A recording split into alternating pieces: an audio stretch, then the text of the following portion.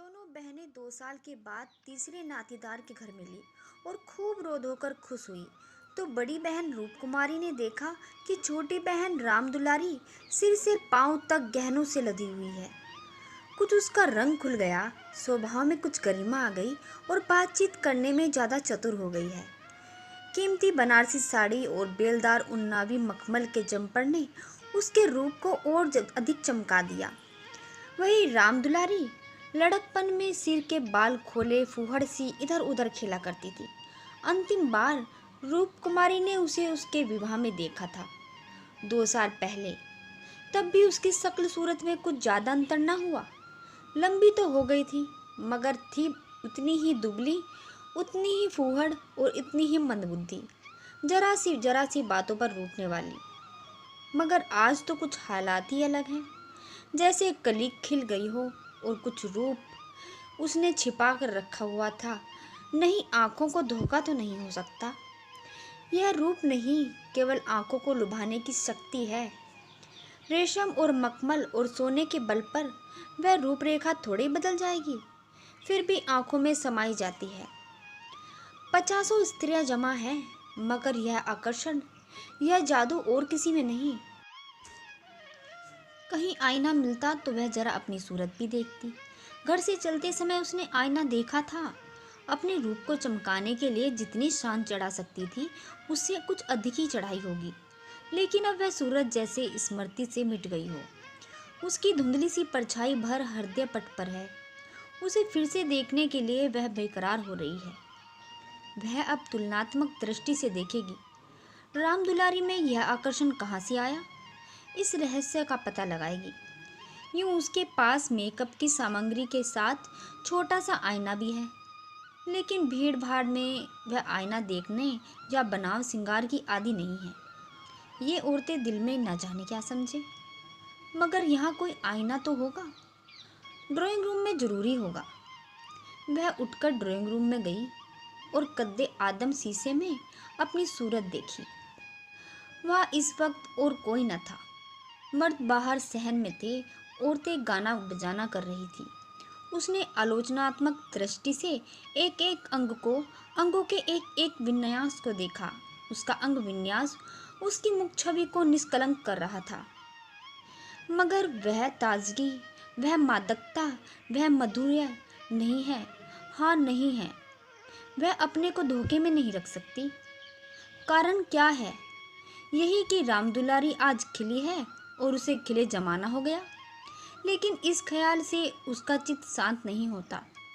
वह राम दुलारी से हेटी बनकर नहीं रह सकती। ये पुरुष भी कितने गवादी होते हैं, किसी में भी सच्चे सौंदर्य की परख नहीं। उन्हें तो जवानी और चंचलता और हाव भाव चाहिए।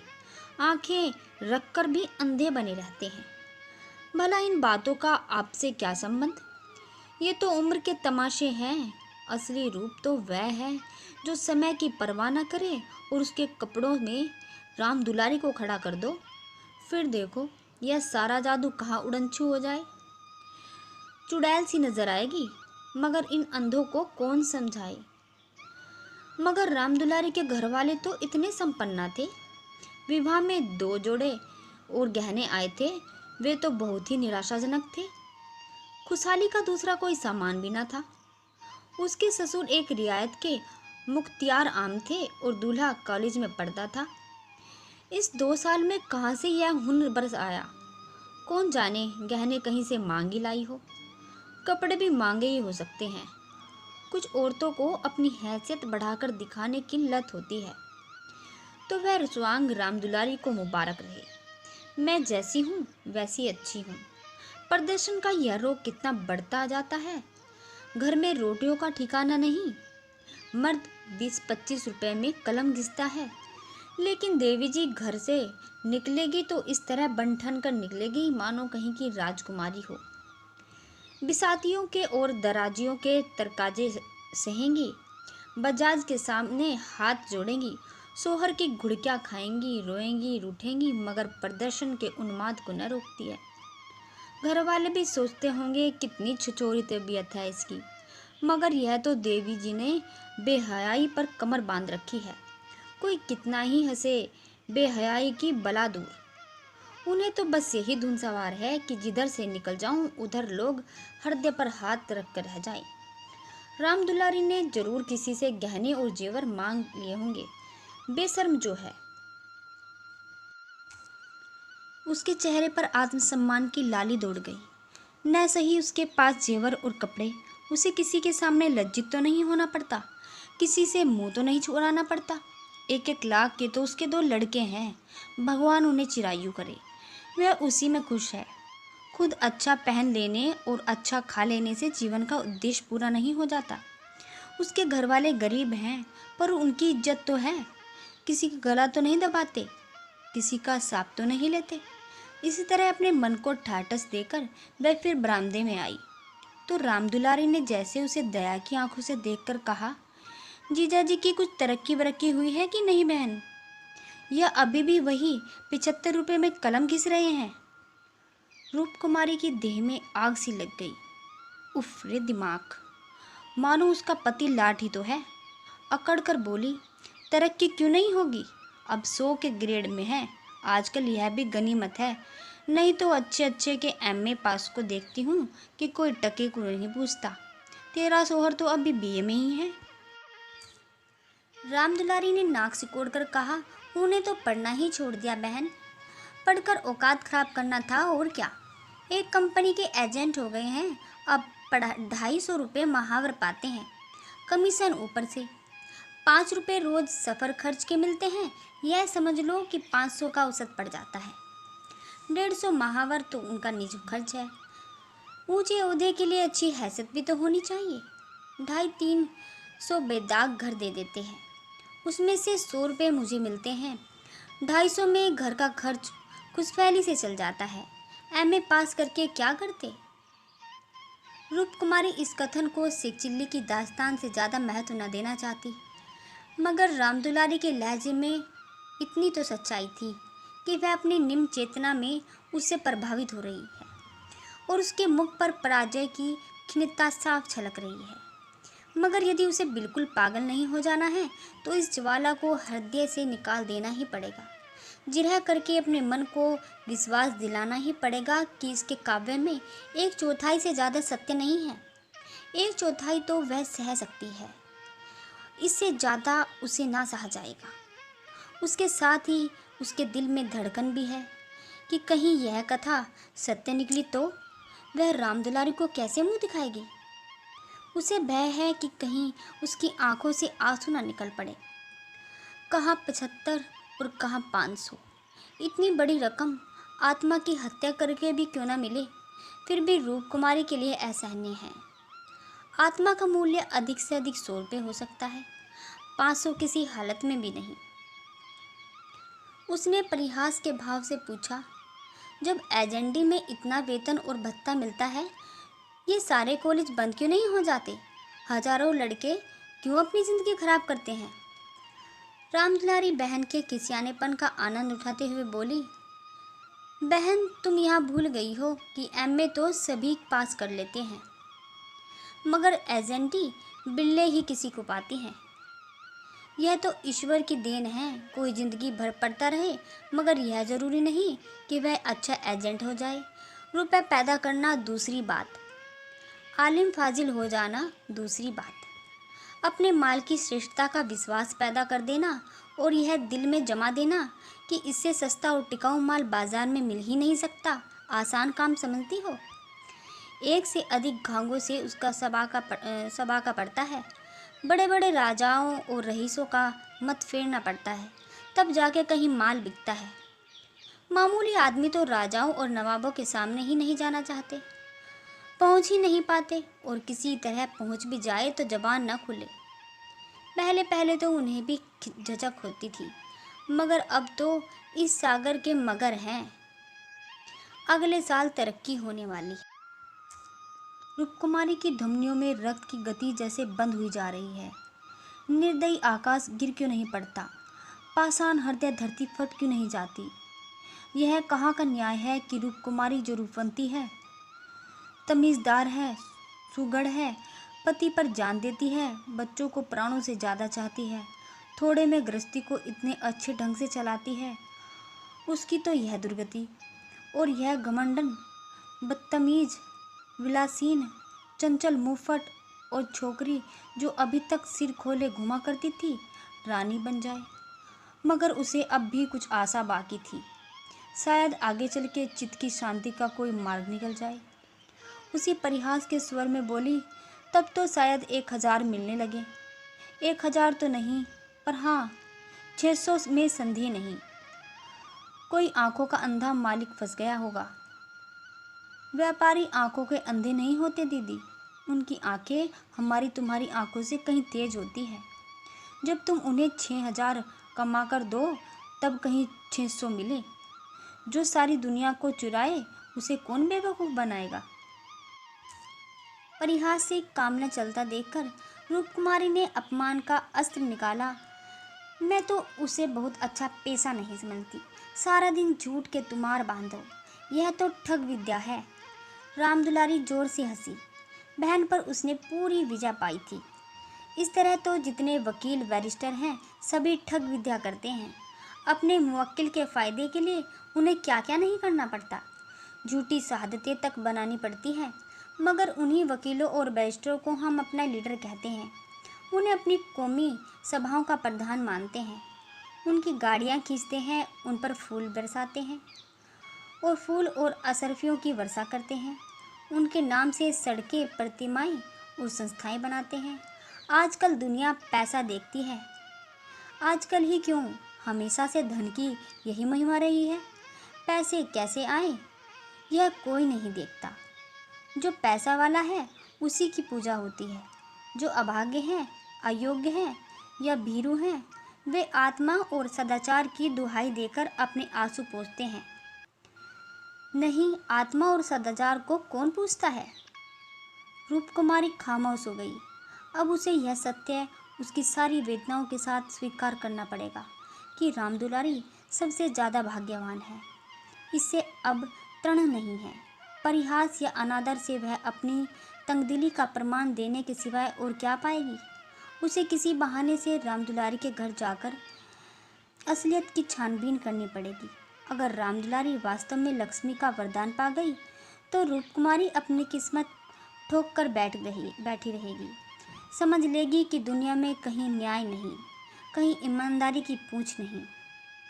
मगर क्या सचमुच उसे इस विचार से संतोष होगा। यह कौन ईमानदार है। वही जिसे बेईमानी करने का अवसर नहीं है और न इतनी बुद्धि या मनोबल है कि वह अवसर पैदा कर ले। उसके पति 75 रुपये पाते हैं, पर क्या 10-20 रुपये और ऊपर नीचे मिल जाए तो वह खुश होकर लेना लेगी। उनकी ईमानदारी और सत्यवादिता उसी समय तक है जब तक अवसर नहीं मिलता। जिस दिन मौका मिला, सारी सत्यवादिता धरी रह जाएगी। और क्या। रूपकुमारी में इतना नैतिक बल है कि वह अपने पति को हराम का माल हजम करने से रोक दे। रोकना तो दूर की बात है, वह प्रसन्न होगी। शायद पतिदेव की पीठ ठोकेगी। अभी उनके दफ्तर से आने के समय वह मन मारे बैठी रहती है। तब वह द्वार पर खड़ी होकर उनकी बाट जोहेगी और जोहेगी। वह घर में आएंगे, उनकी जेबों की तलाशी लेगी। आंगन में गाना बजाना हो रहा था। रामदुलारी उमंग के साथ गा रही थी और रूपकुमारी वहीं बरामदे में उदास बैठी हुई थी। न जाने क्यों उसके सिर में दर्द होने लगा था। कोई गाए, कोई नाचे, उससे प्रयोजन नहीं। वह तो अभागिन है, रोने के लिए ही पैदा हो गई। 9 बजे रात को मेहमान रुखसत होने लगे। रूपकुमारी भी उठी, इक्का मंगवाने जा रही थी कि रामदुलारी ने कहा, इक्का मंगवाकर क्या करोगी बहन। मुझे लेने के लिए कार आती होगी। चलो 2-4 दिन मेरे यहाँ रहो, फिर चले आना। मैं जीजाजी को कहलवा भेजूंगी, तुम्हारा इंतज़ार ना करें। रूपकुमारी का यह अंतिम अस्त्र भी बेकार हो गया। रामदुलारी के घर जाकर हालचाल की टोल लेने की इच्छा गायब हो गई। वह अब अपने घर जाएगी और मुंह ढांपकर पड़ी रहेगी। इन फटेहालों में क्यों किसी के घर जाएं। बोली, नहीं, अभी तो मुझे फुर्सत नहीं। बच्चे घबरा रहे होंगे, फिर कभी आऊँगी। क्या रात भर भी नहीं ठहरोगी? नहीं। अच्छा बताओ, कब आओगी? मैं सवारी भेज दूंगी। मैं खुद कहलवा कर भेजूंगी। तुम्हें याद रहेगी? साल भर हो गया, भूलकर भी याद ना किया। मैं इसी इंतजार में थी दीदी, बुलावे तो चलो। एक ही शहर में रहते हो, फिर भी इतनी दूर कि साल भर तक गुजर जाए और मुलाकात ना हो। रूप कुमारी उसके सिवा और क्या कहे कि घर के कामों से छुट्टी ही नहीं मिलती।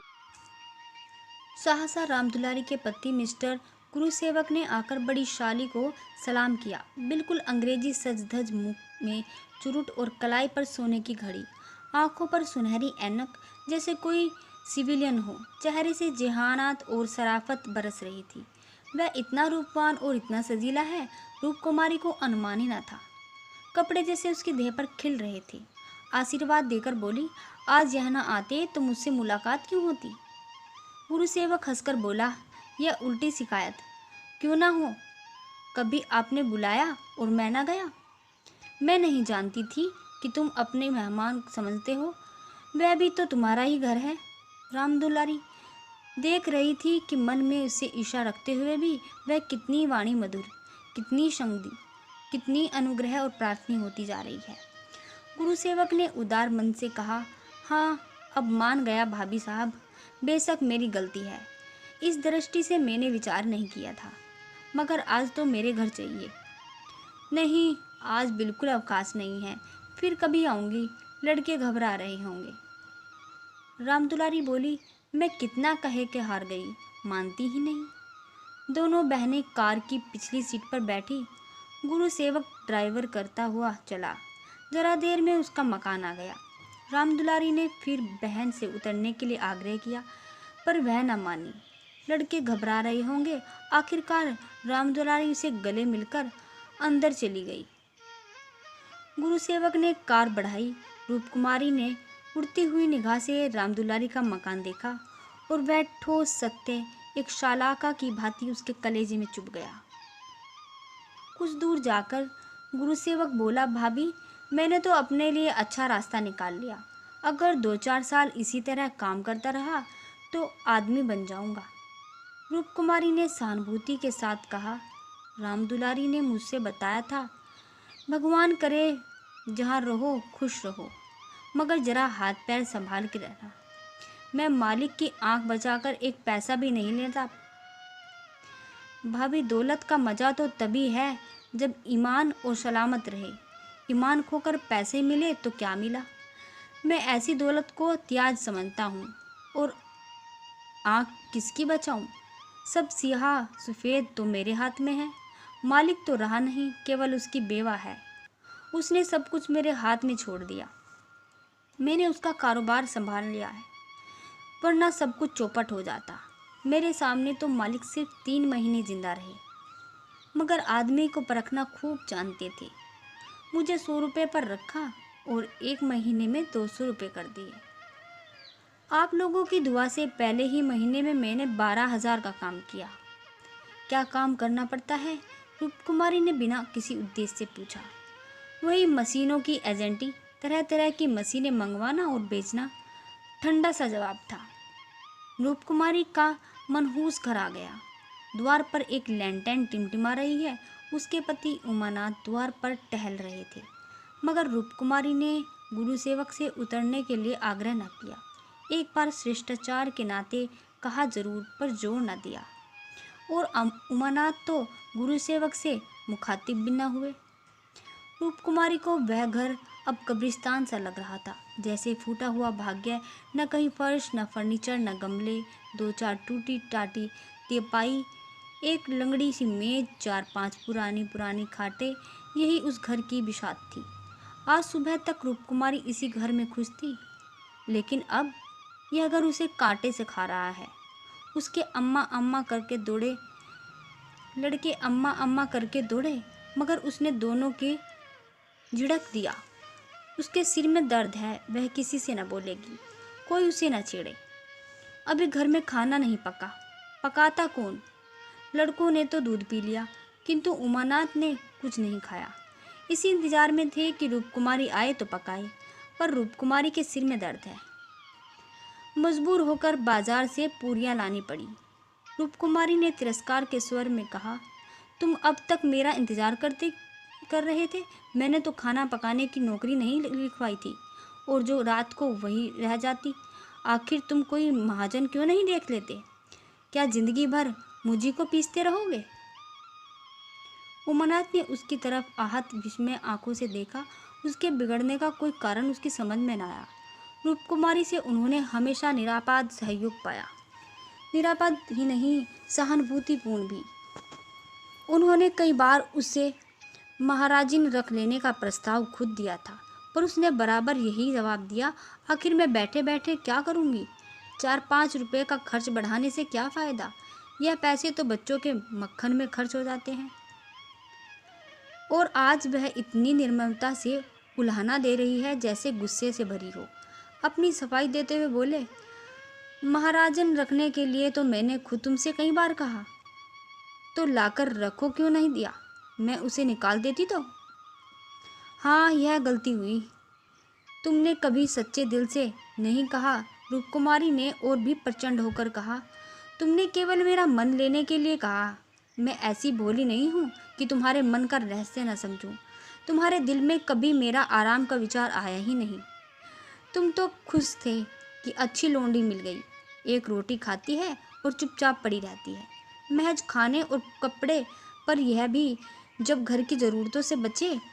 75 रुपये लाकर मेरे हाथ पे रख देते हैं, और सारी दुनिया का खर्च। मेरा दिल ही जानता है मुझे कितनी कातर व्यातर करनी पड़ती है, क्या पहनूं और क्या ओढ़ूं। तुम्हारे साथ जिंदगी खराब हो गई। संसार में ऐसे मर्द भी हैं जो स्त्रियों के लिए आसमान के तारे तोड़ लाते हैं। गुरु सेवक ही ले लो, दूर क्यों जाते हो?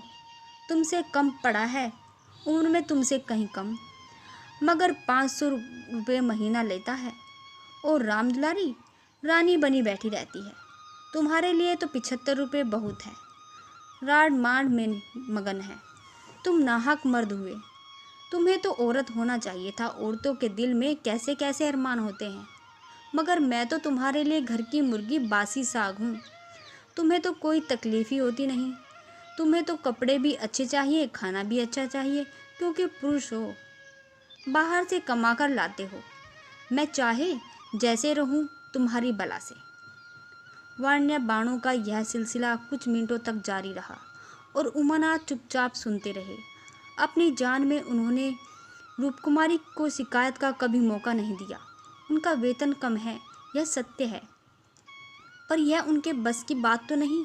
वह दिल लगाकर अपना काम करते हैं, अफसरों को खुश करने की सदैव चेष्टा करते हैं।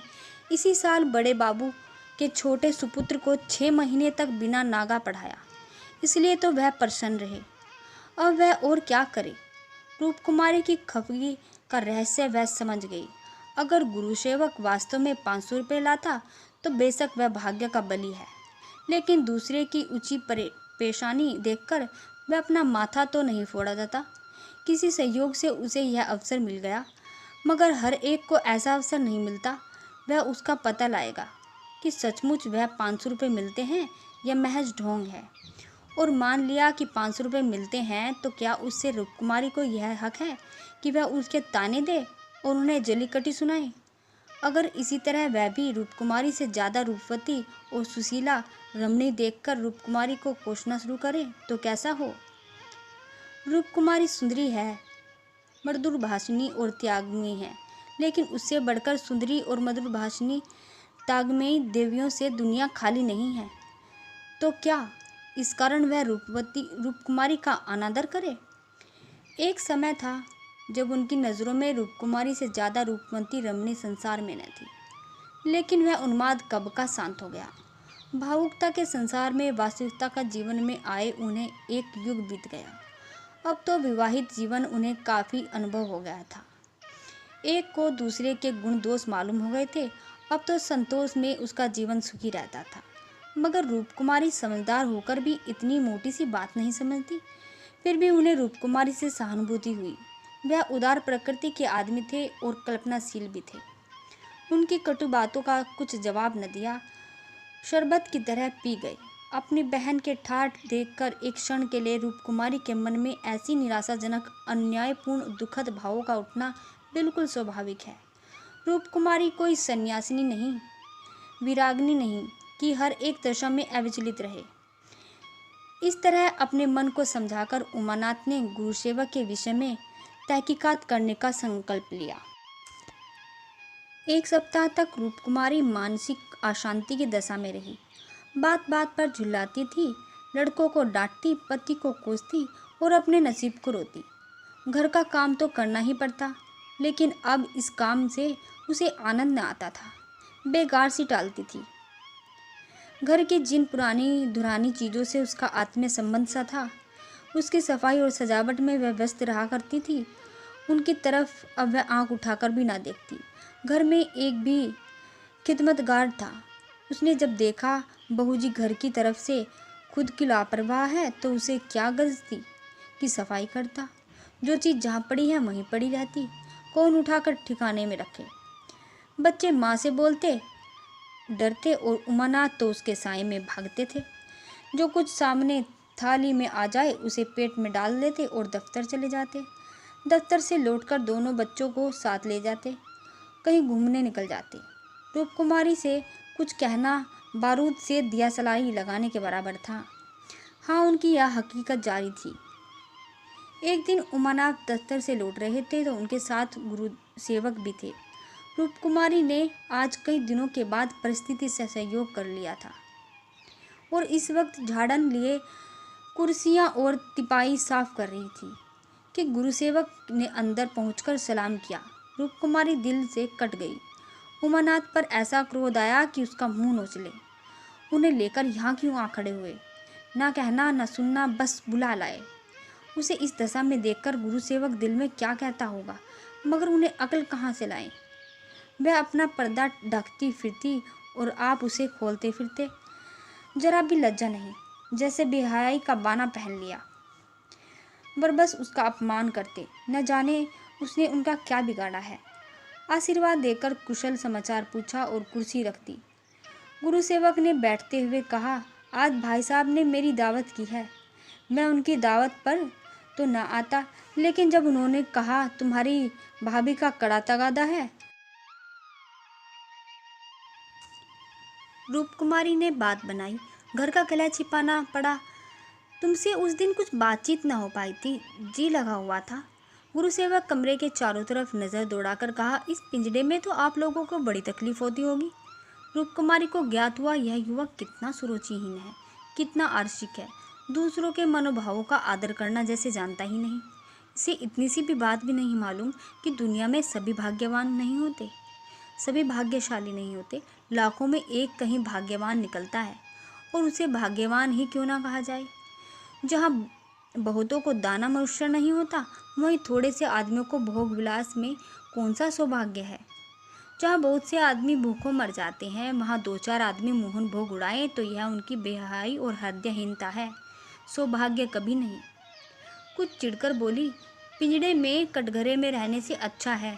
पिंजरे में निरही पक्षी रहते हैं और कटघरे में तो घातक जंतुओं का ही निवास रहता है।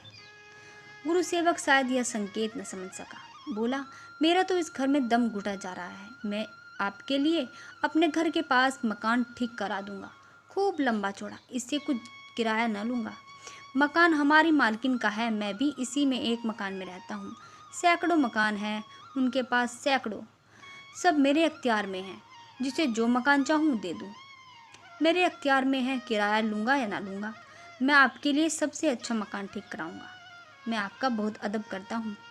रूपकुमारी समझ गई, महाशय इस वक्त नशे में है, अभी यूँ बहस ना रहे। अब उसने गौर से देखा तो उनकी आंखें सिकुड़ गई थी, गाल कुछ फूल गए थे, जबान भी लड़खड़ा गई। एक जबान खूबसूरत तारीफ, चेहरा कुछ ऐसा सेखीबाज और निर्लज्ज हो गया कि उसे देखकर घृणा होती है। उसने एक क्षण बाद फिर बहकाना और शुरू किया, मैं आपका बहुत अदब करता हूँ जी। हाँ, आप मेरी बड़ी भाभी हैं, आपके लिए मेरी जान हाजिर। आपके लिए एक मकान नहीं 100 मकान तैयार। मैं मिसिज लोहिया का मुख्तियार हूँ, सब कुछ मेरे हाथ में है, सब कुछ। मैं कुछ कहता हूँ वह आंखें बंद करके मंजूर कर लेती है। मुझे अपना बेटा समझती है। मैं उसकी सारी जायदाद का मालिक हूँ। मिस्टर लोहिया ने मुझे 20 रुपए पर रखा और 20 रुपए पर वह बड़ा मालदार था। मगर किसी को नहीं मालूम उसकी दौलत कहाँ से आती थी। किसी को नहीं मालूम, मेरे सिवा कोई नहीं जानता। वह खुफिया फरोश था, किसी से कहना नहीं। वह चोरी से कोकीन बेचता था, लाखों की आमदनी थी उसकी। अब वही व्यापार मैं करता हूँ। हर शहर में हमारे खुफिया एजेंट हैं। मिस्टर लोहिया ने मुझे इस फन में उस्ताद बना दिया। जी हाँ, मजाल नहीं कि मुझे कोई गिरफ्तार कर ले। बड़े बड़े अफसरों ने मेरा याराना है। उनके मुंह में नोटों के पुलिंदे ठूस ठूस कर उनकी आवाज़ बंद कर देता हूँ। कोई चू नहीं कर सकता। दिन दहाड़े बेचता हूँ, हिसाब में लिखता हूँ। 1000 रिश्वत दे देता हूँ, 500 बाकी यारों का। बेरंग रुपए आते हैं, वो बेरंग खर्च करता हूँ। बुढ़ियाओं को तो राम राम से मतलब। 70 चूहे खाके अब हज करने चली। कोई मेरा हाथ पकड़ने वाला नहीं, कोई बोलने वाला नहीं। जेब से नोटों का एक बंडल निकालकर, यह आपके चरणों में भेंट है। मुझे दुआ दीजिए कि इसी शान में जिंदगी कट जाए। तो आत्मा और सदाचार के उपासक हैं, उन्हें कुबेर लाते मारते हैं, लक्ष्मी उनकी पकड़ती है, जो उसके लिए अपनी दीन और ईमान सब कुछ छोड़ने को तैयार है। मुझे बुरा ना कहिए, मैं कौन मालदार हूँ। जितने धनी हैं वे सब के सब लुटेरे, पक्के लुटेरे, डाकू। कल मेरे पास रुपए हो जाए और मैं एक धर्मशाला बनवा दूँ, फिर देखिए मेरी कितनी वाहवाह होती है। कौन पूछता है मुझे दौलत कहाँ से मिली। जिस महात्मा को कहिएगा बुलाकर उसे प्रसन्न करवा लूँ। मिस्टर लोहिया को महात्मा ने धर्मभूषण की उपाधि दी थी। इन स्वार्थी पेट के बंदरों ने उस बुढ़िया को, जिससे बड़ा कुकर्म संसार में न होगा। यह तो लूट है। एक वकील आधा घंटा बहस करके 500 रुपये मार लेता है और एक डॉक्टर जरा सा नस्तर लगाकर 1000 सीधे कर लेता है। एक जुआरी स्पेकुलेशन एक एक दिन में लाखों का वार न्यार करता है। अगर उनकी आमदनी ज़्यादा है तो मेरी आमदनी भी जायज़ है। जी हाँ, जायज़ है। मेरी निगाह में बड़े से बड़े मालदार की भी कोई इज्जत नहीं। मैं जानता हूँ वह कितना बड़ा हथकंडेबाज है। यहाँ जो आदमी आंखों में धूल झोंक सके वही सफल है। गरीबों को लूटकर मालदार हो जाना समाज की पुरानी परिपीठ है। मैं भी वही करता हूँ जो दूसरे करते हैं। जीवन का उद्देश्य है ऐसा करना। खूब लूटूंगा, खूब ऐश करूँगा और बुढ़ापे में खूब खैरात करूँगा और एक दिन लीडर बन जाऊँगा। कहिए गुना दूँ। यहाँ कितने लोग जुआ खेल खेल कर करोड़पति हो गए, कितने औरतों का बाजार लगाकर करोड़पति हो गए। सहसा उमानाथ ने आकर कहा, मिस्टर गुरुसेवक क्या कर रहे हो? चलो चाय पी लो, ठंडी हो जा रही है। गुरुसेवक ऐसा हड़बड़ा उठा मानो अपने सचेत रहने का प्रमाण देना चाहता था, मगर पांव लड़खड़ाए और जमीन पर गिर पड़ा। फिर संभल कर उठा और झूमता झूमता ठोकरे खाता बाहर चल गया। रूपकुमारी ने आज़ादी की सांस ली। यहाँ बैठे बैठे उसे हौसला दिल सा हो गया। कमरे की हवा जैसे कुछ भारी हो गई थी। जो प्रेरणा कई दिन से अच्छे अच्छे मनोहर रूप भरकर उसके मन में आ रही थी, आज उसने उसकी असली विभत्स घिनौनी रूप नजर आया। जिस त्याग, सादगी और साधुता के वातावरण में अब तक उसकी जिंदगी गुजर रही थी, उसमें इस तरह के दांव पेच, छल कपट और पतित स्वार्थ का घुसना बिल्कुल ऐसा न था। जैसे किसी बाग में साड़ों का एक झुंड घुस गया हो। इन दामों पर दुनिया की सारी दौलत और सारा ऐश खरीदने का भी तैयार न हो सकती थी। नहीं, अब रामदुलारी के भाग्य से अपने भाग्य का बदला न करेगी। वह अपने हाल में खुश है। रामदुलारी पर उसे दया आती है, जो भोग विलास की धुन और अमीर कहलाने के मोह में अपनी आत्मा का सर्वनाश कर रही है। मगर वह तो बेचारी भी क्या करे, और गुरुसेवक का भी तो क्या दोष। जिस समाज में दौलत पुजती है, वह मनुष्य का मोल उसके बैंक अकाउंट और टीम टाम से आका जाता है। जहाँ पग पग पर प्रलोभ का जाल बिछा है, वह समाज की कुव्यवस्था आदमी के ईर्ष्या, द्वेष और अपहरण और नीचता के भावों को उकसाती है और उभारती रहती है। गुरुसेवक और रामदुलारी उस जाल में फंस जाएं, उस प्रवाह में बह जाएं, तो क्या कोई अचरज नहीं। उसी वक्त उमानाथ ने आकर कहा, गुरुसेवक यहाँ बैठा बैठा क्या बहस कर रहा था? मैंने तो उसे विदा कर दिया। जी डरता था कहीं पुलिस उसके पीछे न लगी हो, नहीं तो मैं भी गेहूं के साथ घुन की तरह पीस जाऊं।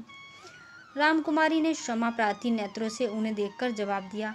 वही अपनी खुफिया फरोसी की डींग मार रहा था। मुझे भी मिसेज लोहिया से मिलने के कहा गया। जी नहीं, आप अपनी क्लर्की कीजिए, इसी से हमारा कल्याण है। मगर क्लर्की में वह ऐस कहाँ? क्यों ना सालों भर की छुट्टियां लेकर जरा इस दुनिया भी सैर करूं। मुझे अब इस ऐस का मोह नहीं रहा। दिल से कहीं कहती हूँ, सच्चे दिल से। उमानाथ एक मिनट तक चुप रहने के बाद फिर बोले, मैं आकर तुमसे यह वृत्तांत कहता तो तुम्हें विश्वास न आता। सच कहना, कभी नहीं। मैं तो कल्पना ही नहीं कर सकती थी कि अपने स्वार्थ के लिए कोई आदमी दुनिया के विष खिला सकता है। मुझे सारा हाल पुलिस के सब इंस्पेक्टर से मालूम हो गया था। मैंने उसे खूब शराब पिला दी थी और नशे में बहके हुए जरूर और सब कुछ उगल देते हैं। लालचता तो तुम्हारा जी भी है।